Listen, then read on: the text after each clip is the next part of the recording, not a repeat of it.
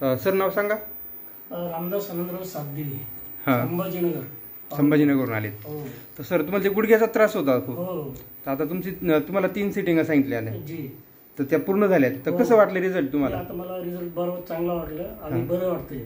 हां हां. तर दवाखाने काय केलं सर याच्या आधी? दवाखान्याचं शक्यतो केलं नाही, पण पेन किलरच्या गोळ्या वगैरे घेत होतो मी. हां हां. पण तात्विक बरं वाटत असेल, परत जे आहे ते दुखत होतं. जी हा. तर माझे कसे वाटले रिझल्ट तुम्हाला? नाही नाही, अगदी पद्धतशीर अगदी. अच्छा. तर इतर पेशंटला काय सांगू शकता?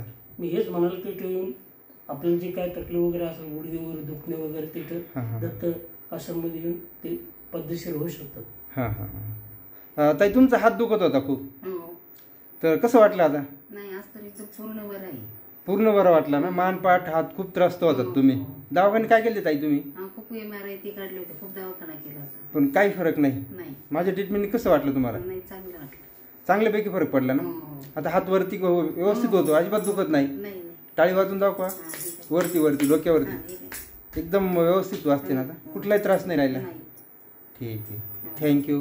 Pain relief Dattashram Chondi.